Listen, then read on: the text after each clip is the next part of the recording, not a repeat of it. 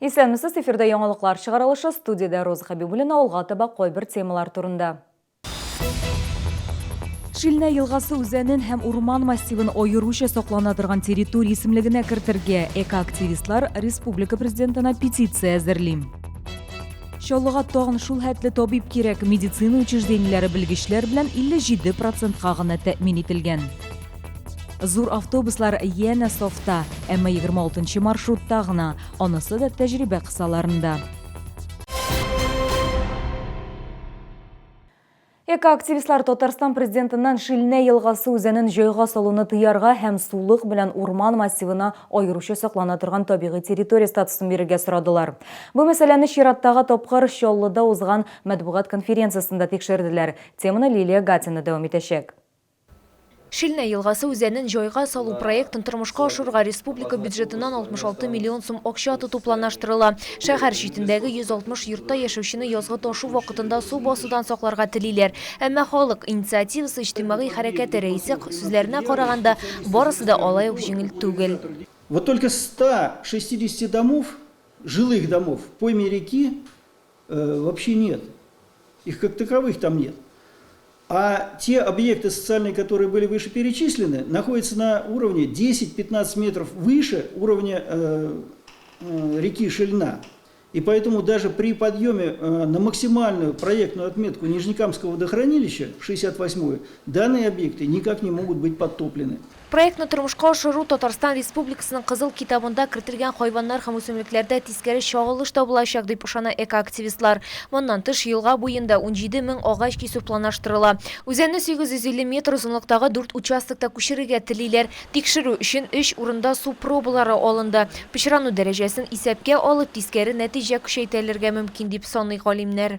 На основе анализов 9 проб по отдельным элементам превышение фоновых концентраций составили по меди в одной пробе в 2,7 раз, по никелю в 5 пробах уже получили превышение до 2,7 раз, по цинку в 7 пробах превышение до 15 раз и марганец превышение во всех 9 пробах до 13,7 раз. Активистлар республика президенты Рөстәм Миңнехановка проектны тормышка ашыруга юл куймаска һәм экологик кыйммәтле табигый комплекска региональ әһәмияттәге махсус сакланыла торган табигый территория статусын бирергә булышуны сорап петиция язган. Хәзерге вакытта документка 1000-нән артык кеше кул куйган. Лилия Гатина, Сергей Вильданов, яңалыклар. Чаллыда медицина учреждениеләре табиблар белән 57,5%-ка тупланган. 2009 елда шәһәрнең медицина оешмаларына 61 белгеч эшкә килгән. Бу хакта шәһәр сәламәтлек саклау идарәсе башлыгы Александр Николаев хәбәр итте. Аның сүзләренә караганда, күрсәткечләрне саклап кала алганнар. Күпчелек бу шәһәргә килгән табиб белгечләргә торак шартларын яхшырту өчен 500 мең сум күләмендә грантлар бирү нәтиҗәсендә. Шәһәргә 237 табиб җәлеп ителгән, шуларның 55-е 2019 елда. Җитәкче бүгенге көндә эшләүче медицина белгечләренә ярдәм чаралары җитәрлек түгел ди. 2020 елда шәһәргә өстәмә рәвештә кимендә 50 табиб җәлеп итәргә кирәк. Шәһәр сәламәтлек саклау идарәсе башлыгы максатчан программа буенча белгечләр квотасын арттыруны сорады. Шулай ук медицина хезмәткәрләре өчен торак төзү мәсьәләсен күтәрде.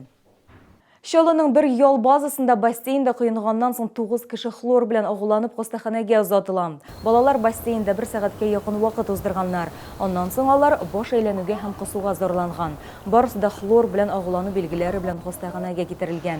2 бәлих булмаган бала амбулатор дәвалануга җибәрелгән. Хатын-кыз һәм 6 бала хастаханәдә. Роспотребнадзор идарәсенең территориаль бүлеге белгечләре бу хәлдән соң бассейн һәм һавадан пробалар ала.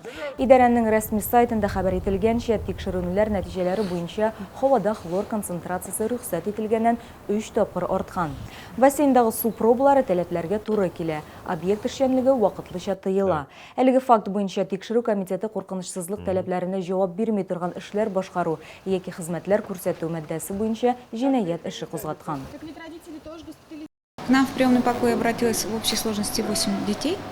Из них 6 были госпитализированы в отделении, 2 были осмотрены, отпущены на амбулаторный этап. Те дети, которые были госпитализированы, за эти прошедшие дни получили все необходимое лечение.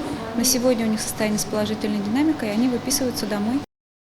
Зур автобуслар ені софта, әмі бір маршрут бойынша ғына Шолыда сынау режимында көп кіші сыйдырышлы автобус йөрі. Бұл хақта пассажирлар ташу компаниясы директоры Николай Тятюшкин сөйледі. Зур габаритлы Лотос автобусы рәритті компаниясы тарафынан тәқдим етілген. Ол 27 орынлы һәм барлығы 76 кішіні сыйдыра. Автобуслар 26 маршрут бойынша йөрейшек, бұл автобуслар инвалидларны һәм коляскалы әнелеріні де йөрте ала. Пассажирлар йөрту uyushmасы көп кіші сыйдырышлы 50-ләп автобус сатып алырга планлаштыра. Шул ук вакытта аз габаритлы автобуслардан да баш тартмаячак.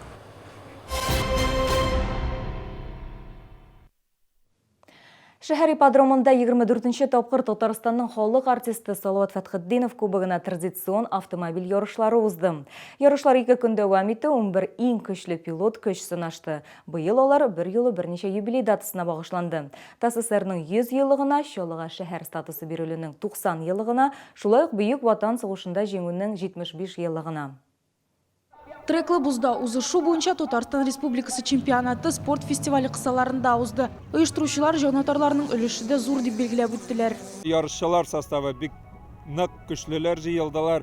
Без уйламаган кешеләр, чемпион Европалар, бөтенесе дә иң көчле ярышчылар шушы ярышка дип көчләрен саклап монда килделәр. Без бик рәхмәтле безне монда чакырганга, ярышчылар исеменнән рәхмәтебезне белдерәсебез килә. Бик зур рәхмәт сезгә. Ярышлар алдыннан җылытты, әмма ял көннәрендә суыклар узышу өчен тиешле шартлар тудырды. Бузга чыккан машиналарның двигательләренең техник характеристикалары үзгәртелгән, кузов камилләштерелгән. Бузда узышу хәтта тәҗрибәле пилотлар өчен дә җиңел түгел. Салават кубогы 2020 ярышларында Айдар Нуриев җиңүче булды. Узышчы сүзләренә караганда, аңа уңыш елмайган, көндәшләренең хаталары да җиңәргә ярдәм иткән. Весьма неожиданно, мне получилось хорошо стартануть, но пока соперник допустил ошибку, я успел воспользоваться этим и объехал. А дальше уже просто старался держать дистанцию от атакующего меня соперника.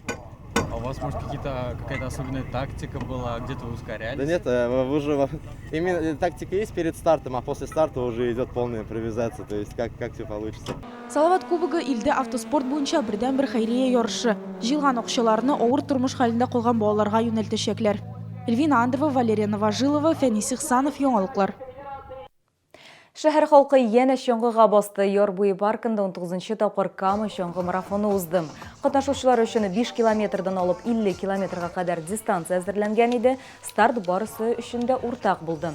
Иратлар арасында иң яхшы вакытны Чаллыдан Виктор Семенов күрсәтте, 2 сәгать 10 минут һәм 3 секунд. Хатын-кызлар арасында 30 километрны тизрәк Чаллы кызы Жанна Муравьева үтте. Ул дистанцияны 1 сәгать 27 минут һәм 53 секундта узды.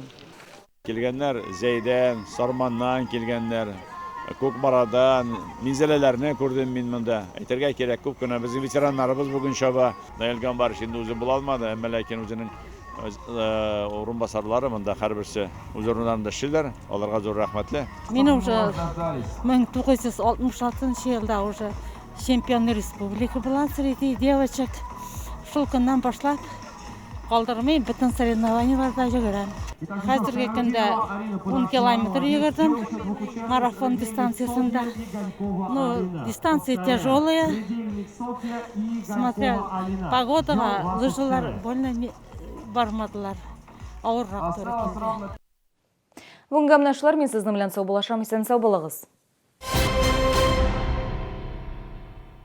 В честь Дня защитника Отечества скидка на мед 23%, а при покупке 3 литров меда чай крымский в подарок.